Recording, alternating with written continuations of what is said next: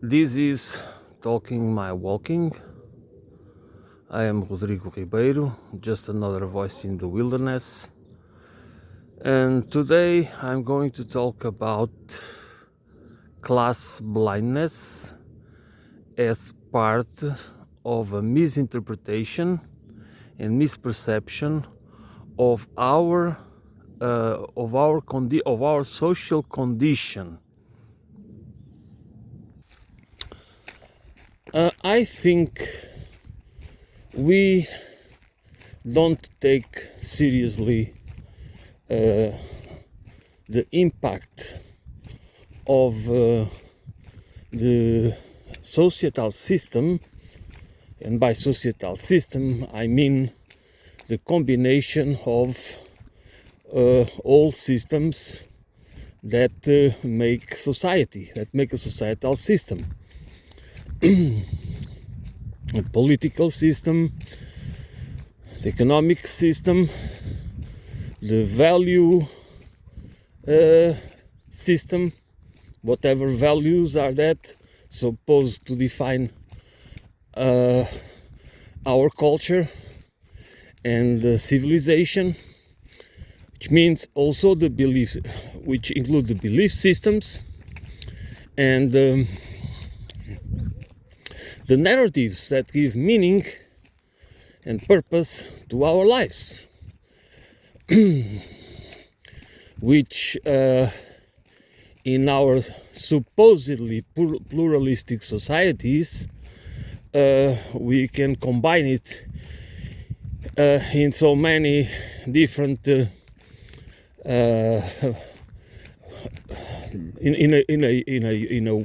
a huge variety that makes us believe that this is democracy, just because out of our experience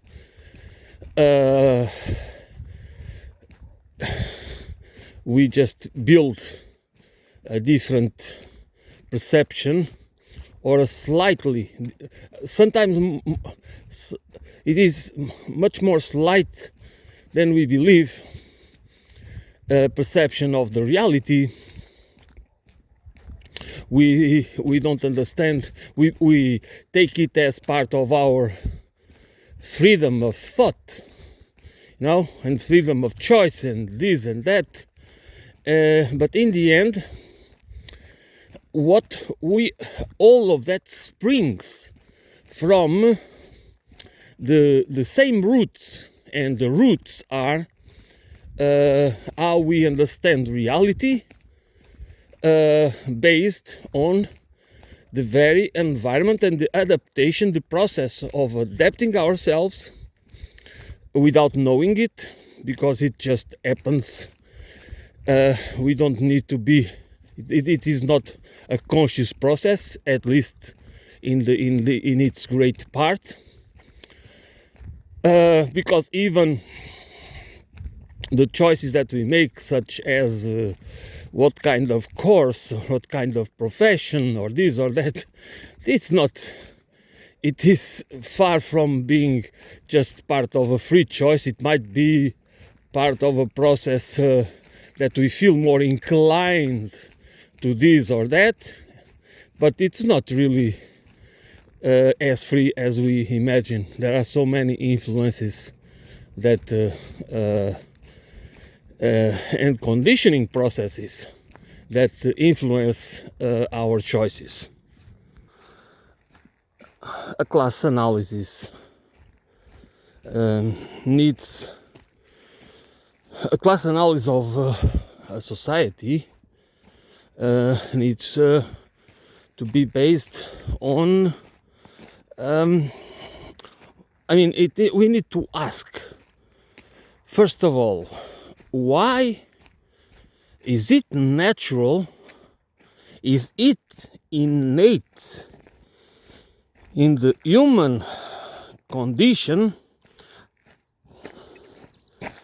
that we can only organize an economy or a society in a class manner, with social strata, class stratification, and a hierarchy that is morally justified and is morally glorified, not only justified but glorified as part of this meritocratic evaluation system.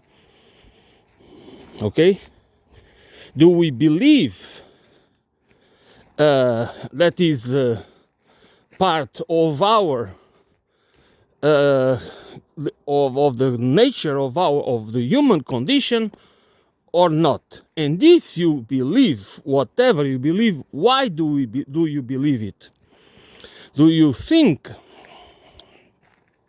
your assumption is it was acquired by or is acquired and supported by scientific data, by or it was just ideological cultural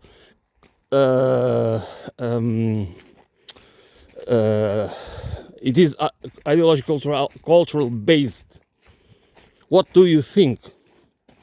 What do you think is the basis of your idea about the economy and society and democracy and freedom? And all the rest, is it, do you think you have, you understand, you know the roots where the assumptions you have, where they came from, what are the, and why? We rarely do this kind of self-analysis, and an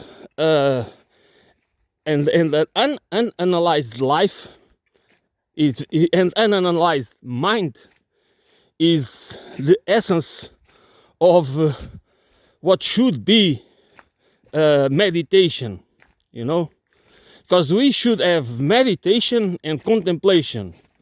I love to contemplate nature, to try to merge myself in it and let the flow, you know, as if it is a flow. But when I'm meditating about something.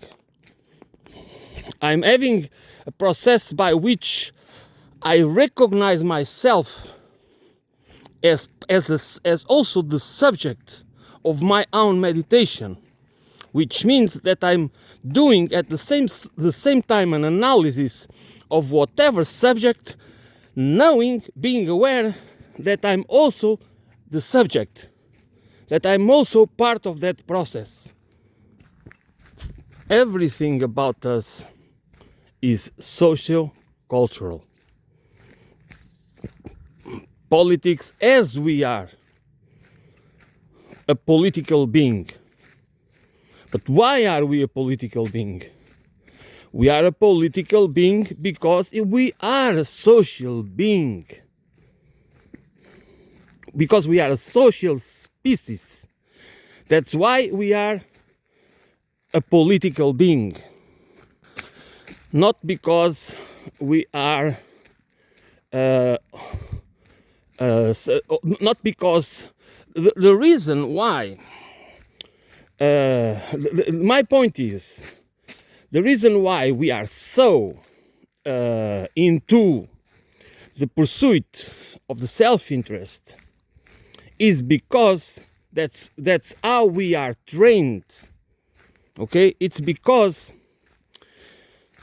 the environment where we are born and raised is conceptualized. It was designed and to coerce us to adapt in within those boundaries, because those are boundaries, you know. That's what we learn if we want to survive And if for some of us, not all of us for sure, want to thrive, we need to follow, to work, to follow certain patterns and to work within certain boundaries. Whatever we feel doesn't matter. We need to do it. Whatever we feel or we think about them, it doesn't matter. What matters, if we want to be part, to not become part of the bottom of the society, you need to do whatever you can to adapt to the existing norms and values and principles. But while we do it, we are instrumentalizing ourselves, because in the process of instrumentalization, we are accomplices. We become accomplices of it as part of the process of the pursuit of self-interest. That's what we do. But we do it because we have a misconception and a misunderstanding of the nature of our social condition. We do it because, since we have this capability of adapting to so many different circumstances and conditions, we can do it.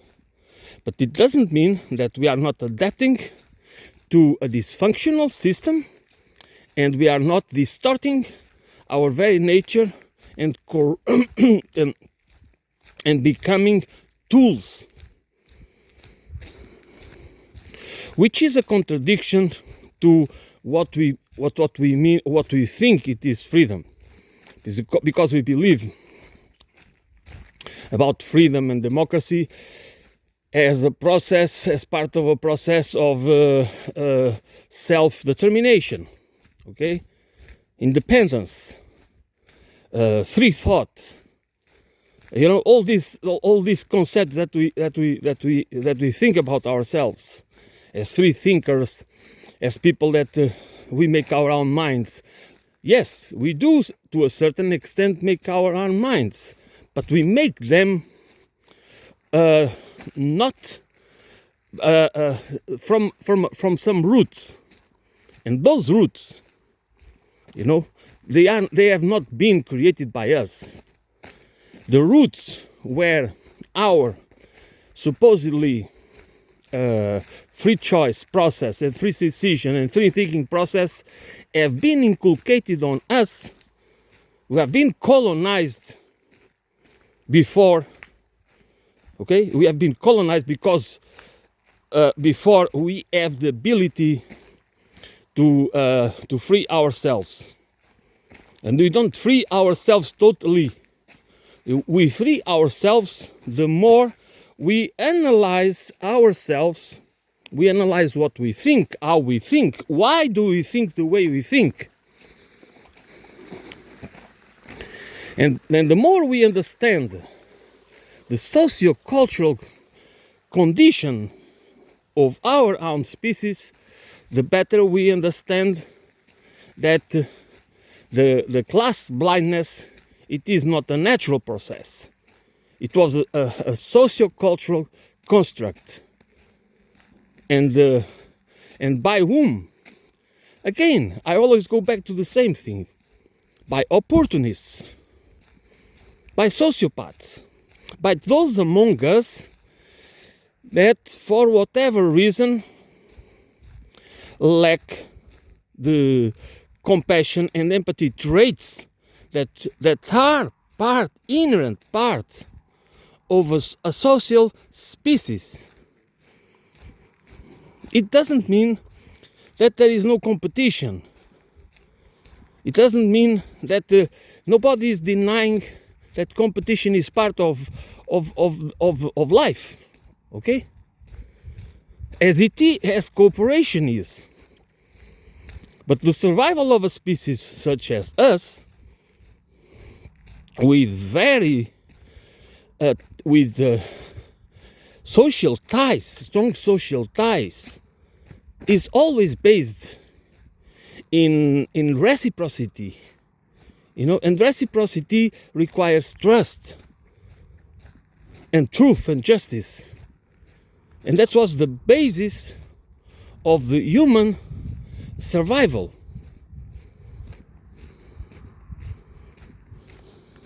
Why does it matter? Why cultural blindness is a sociocultural construct, is not natural, is not spontaneous, is not innate, it is learned. And why does it matter? It matters because we, the many, most of us, are part of a class that is not only exploited, it is kept at the margins of society. We are part of the society, but the powers that be don't want us to be. Don't want us to be politically and economically sovereign. They want us in a situation where we don't have time.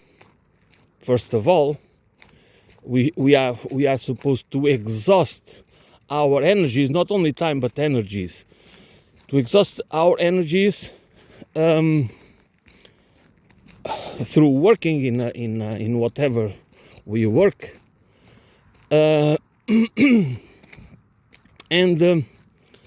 then we need to that we focus ourselves in distracting ourselves, watching TV, or these days in the social media, or sports, or music, sports, infotainment, Netflix, whatever. Now, what matters is that we don't focus in understanding, in learning and educating ourselves. Why can't we have a better life? We should sort it out by ourselves, not buy into the explanations or most part justifications given by mainstream narratives, by legacy media, or it doesn't matter where it comes from, because most of the time those narratives are not only biased, they are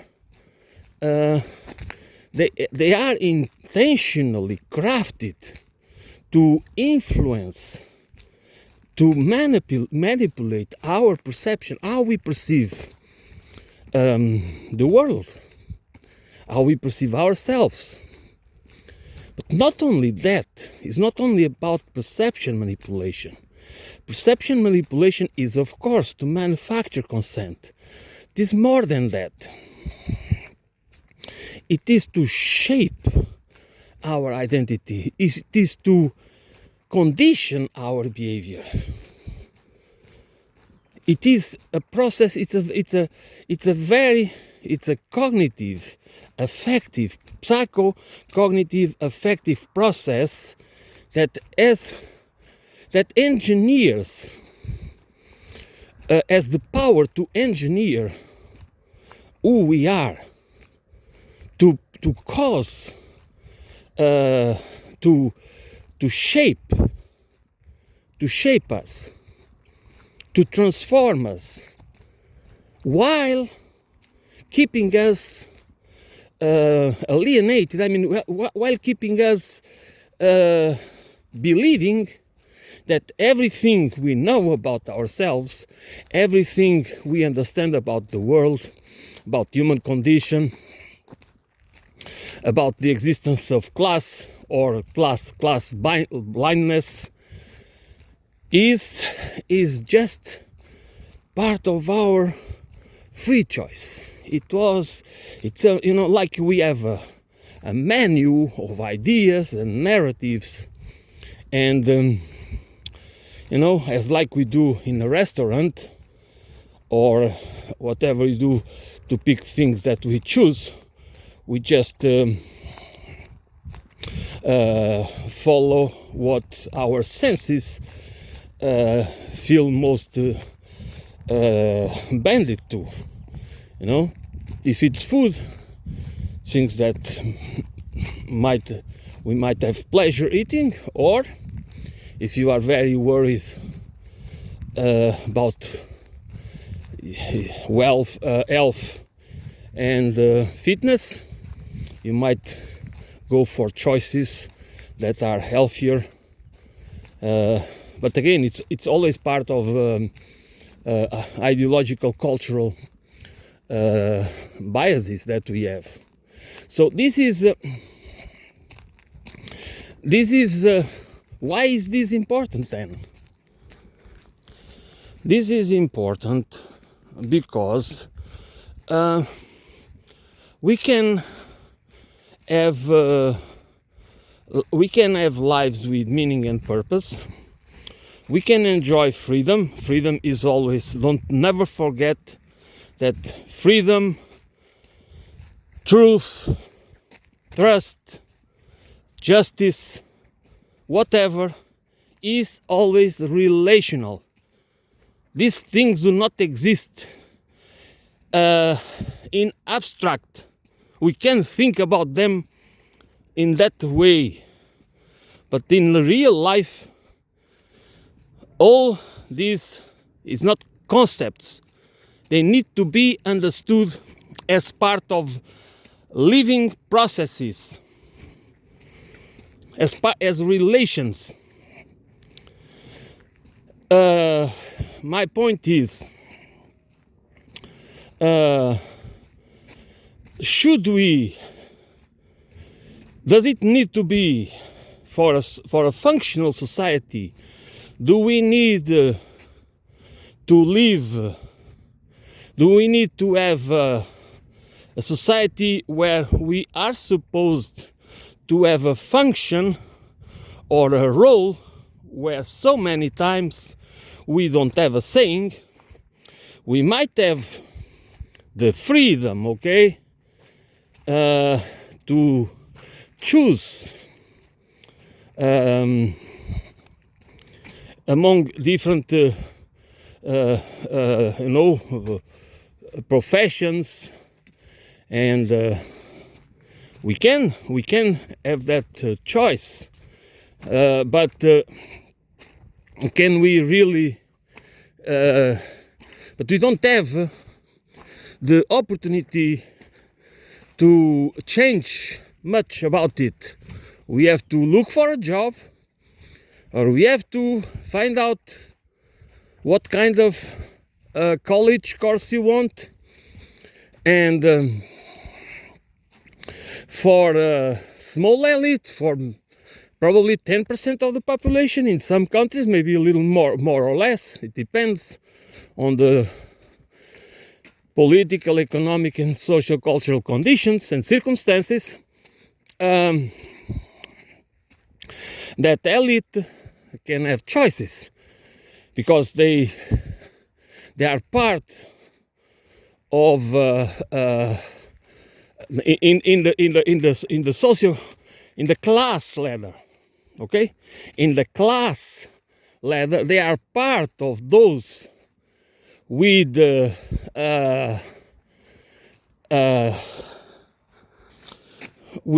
certain privileges, that with mobility, and with time to dedicate.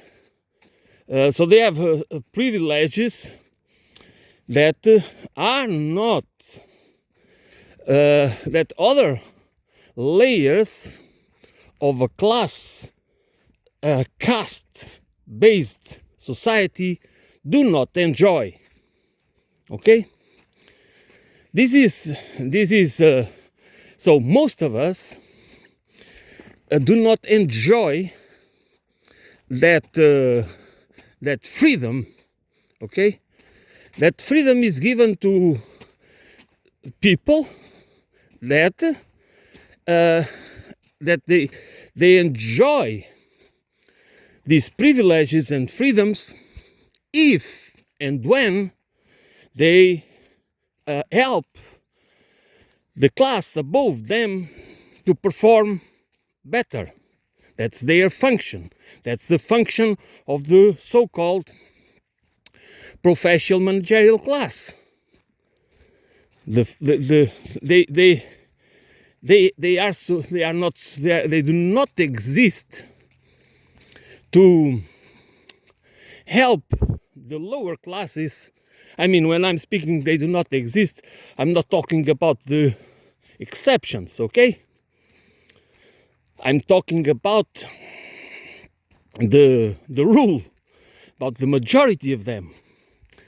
They exist, and they are well rewarded in many cases, at least, to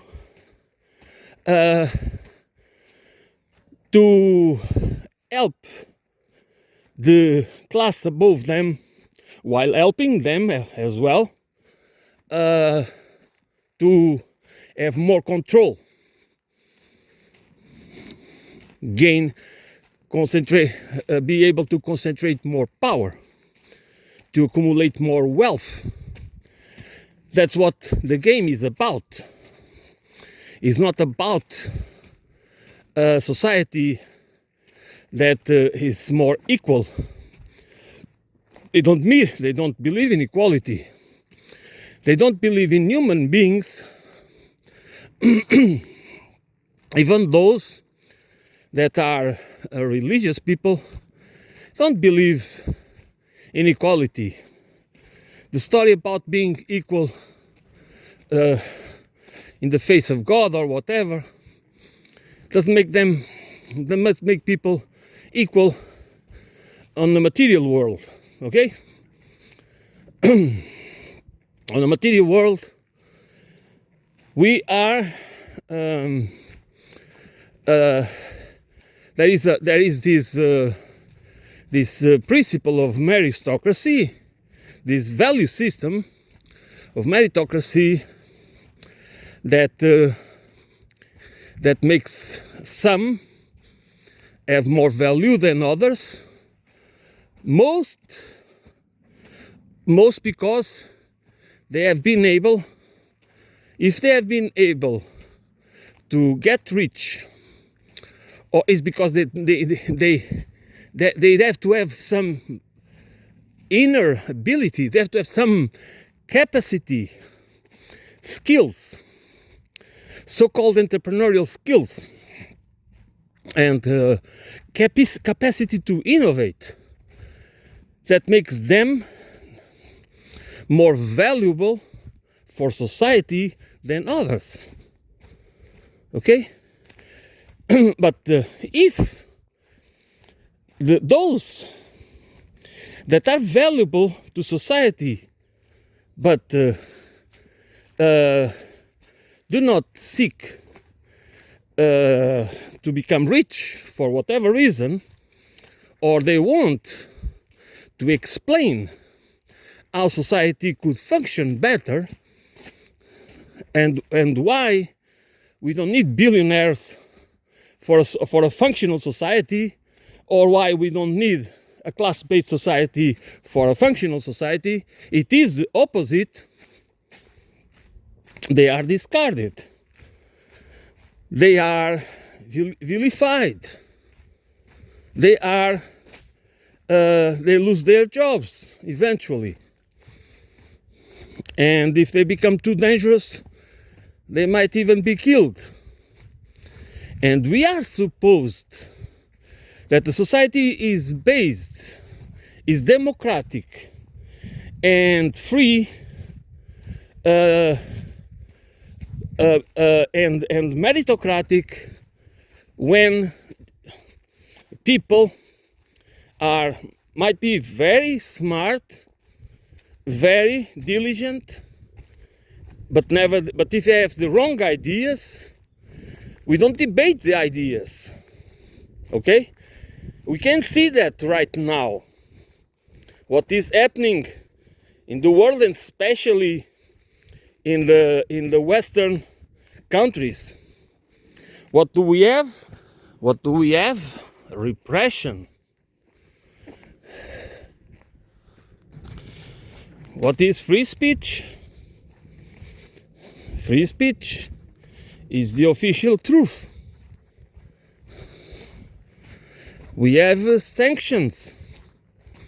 What they are doing with people, these centers, not even these centers, just people that try to exercise their right to tell the truth as they see it, and most of the time documented.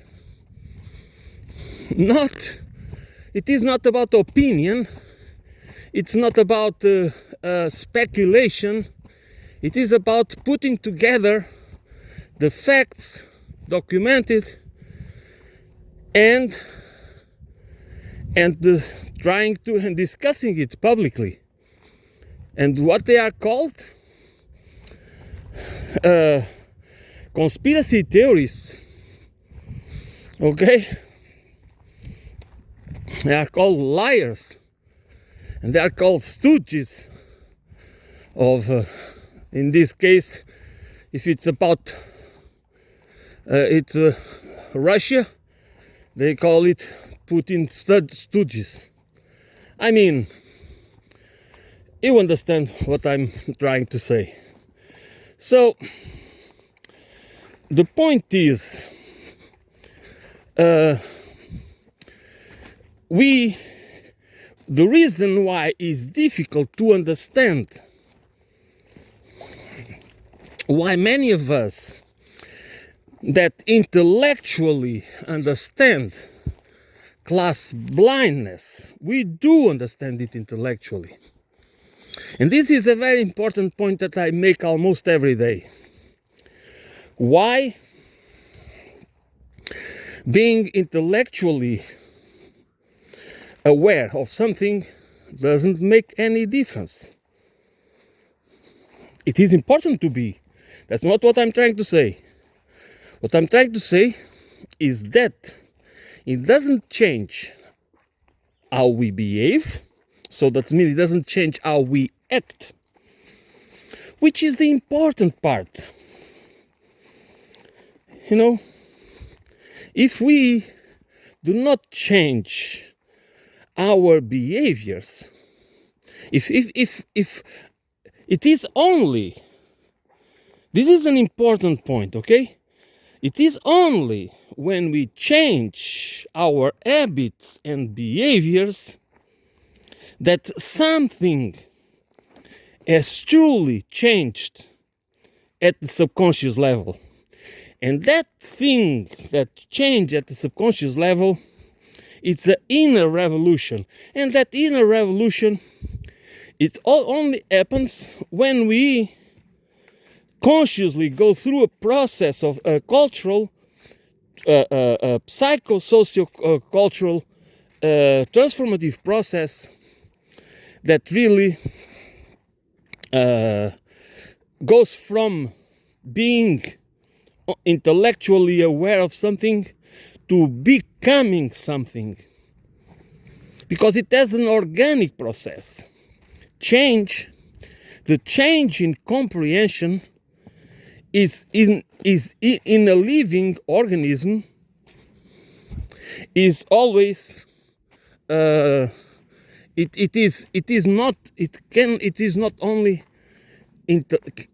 never happens only at the intellectual level. And this is a problem because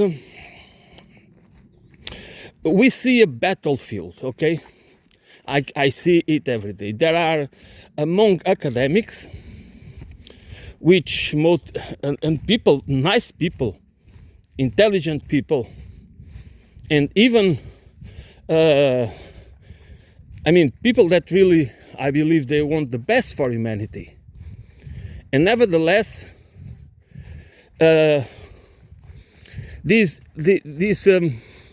what happens? What happens is these people have time. They still have their jobs, most of them, so they can use the time to build very elaborated and comprehensive narratives in defense of certain axioms or principles or values or ideologies, and they try to make it and logical, and that's the point. But it's a fight. It's a kind of ego fight. It's not. It's an intellectual fight. Okay, for who is the best in who comes up with the best idea or the best framework or the best intellectual tools to understand a certain reality, to understand capitalism, or to debunk this or that. It has value. But the reason why this doesn't have, for most of the time, doesn't have any impact, or very little impact, in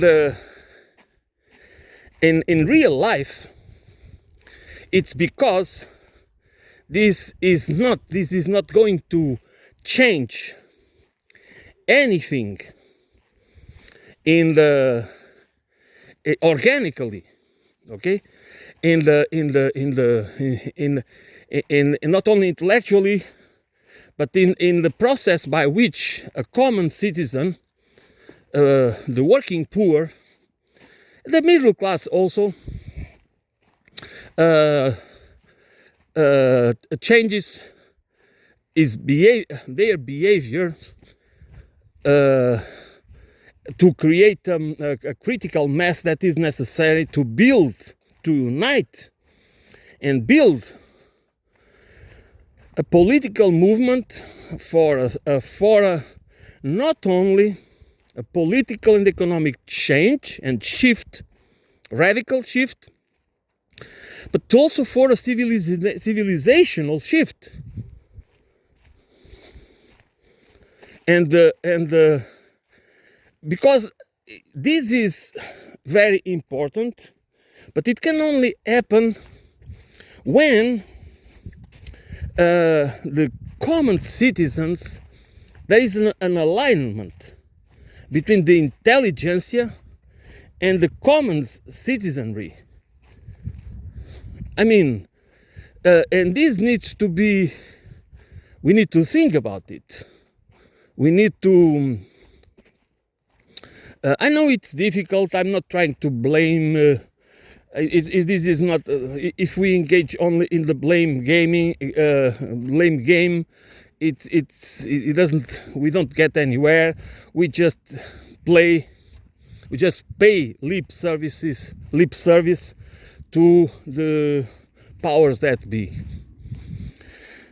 And it is very difficult, we don't have the means, we are ostracized, we are kept on the fringes or are eliminated or whatever. So it's a very difficult process.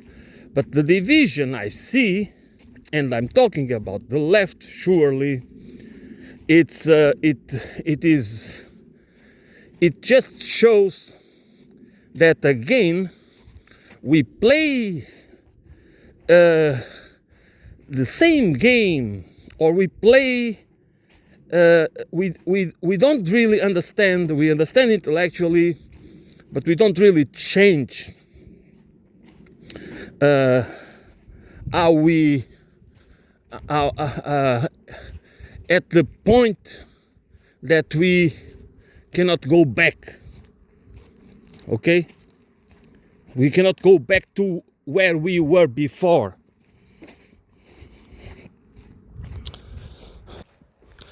Because the point is, how do we make people conscious? How do people will become conscious that they could have a much better life? There could be a classless society, and by class I mean that we keep. You have to understand that class. What I mean by class, it's not only social. What I mean is class where you are kept in a state of permanent distress. Okay?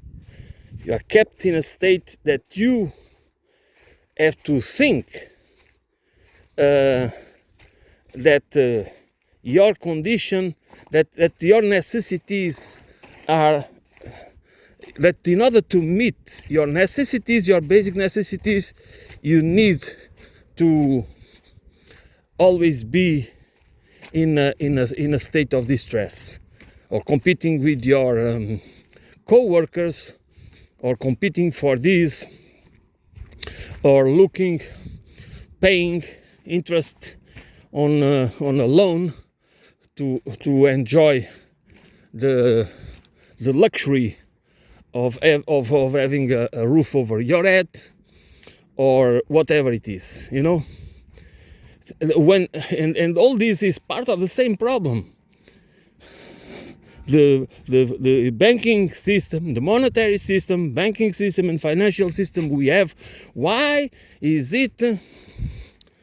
do we give private institutions, private corporations, the power to create money?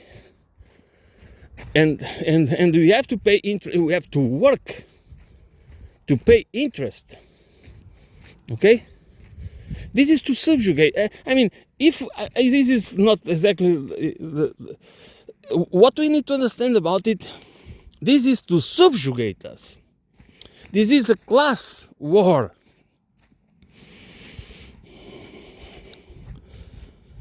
It is, and it is not to free us. It's not to make us free that we can. I mean, they don't care where you live.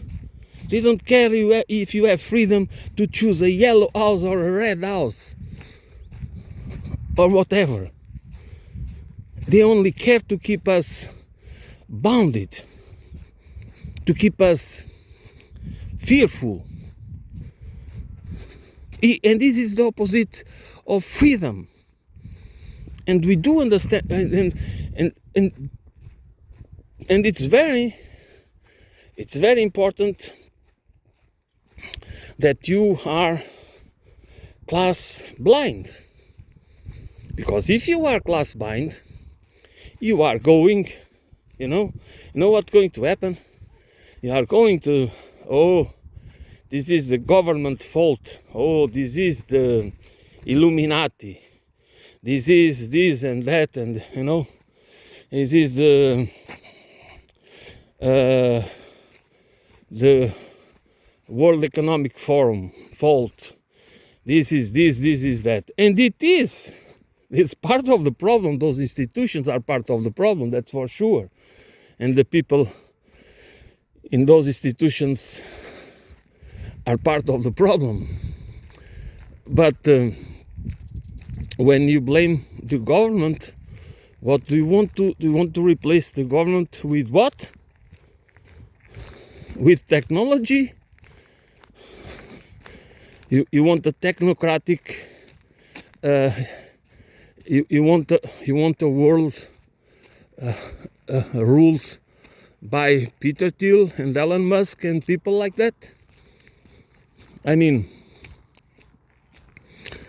Do you expect these people to bring more freedom to your life? Are you sure?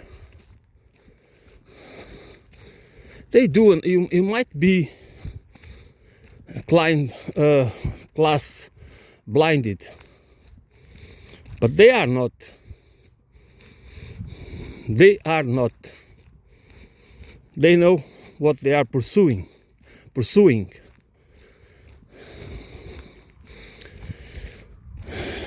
In the end, it's about total control if possible. If that would be possible, it would be the end game for them. And this is why, this is also, there is so much to talk about all these issues. But the main point is, you can ask me, why do I have these ideas, where they come from? One of the reasons that I can, that I see very plausible, it's of my own experience as a citizen that was born in a poor family, and very dysfunctional as well. So when you grow up, and it doesn't matter, you are never, you might not be able to understand it in the way I do now. What I felt, it was what I felt was that I could never,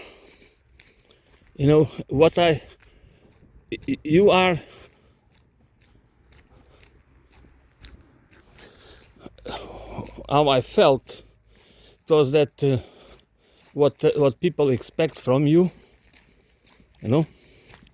is that you adapt. You don't question. Why do you, if you have certain questions, they look at you, they think you are silly, they think they don't even try to understand that you are just, you don't see the meaning or the purpose of what society is trying to do with your life, and you don't know many things so many things, because you are not, so many things going on all the time in a living organism, especially a complex living organism like ours. So many things going on. You are not trying to, our brain, are trying to adapt and to answer to many things, and you don't have, and you see that there is no place for you. There is no. It's not about having a life with meaning and purpose. It is just about to adapt, to look for a job or whatever, and then whatever you want to do. But if you have questions and you want answers, that's not the point. That's not for you. The answers you get most of the time is, don't think about that, you're not going to change anything, it has always been like this, and blah blah blah, and that's it. and you can see you grow and you try, but it doesn't work because you can see that things could be much different, that it's not that is so much unnecessary suffering and human sacrifice. That is only one purpose: for the few, to accumulate more wealth and concentrate power, to have control over us, because they don't care about our lives. They don't care if they are meaningful or not. It's not their businesses. So we can start by thinking about class blindness through these lenses, and then we just can keep going on and do our best. Okay, I will go to end it here. Thanks for listening. I will be back soon.